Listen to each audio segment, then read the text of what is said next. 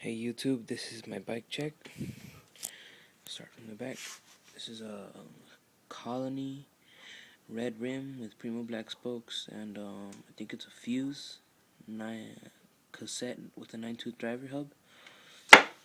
It's an S&M frame, 20.5 top tube. There's a really big scratch right there. Odyssey seat. The rail one, I'm probably gonna get Pivotal one later on. Primo seat post. Animal seat post clamp. Profile 25 tooth sprocket. Some stock salt cranks. Redneck XLT stem. With some Eastern, I think they're Eastern Wonder Year bars.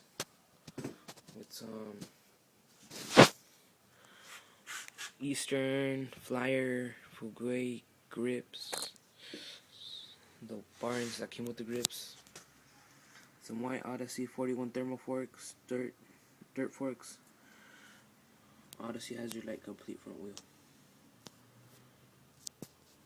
And I think that's it, I'm not sure. Oh, and a fit bottom bracket.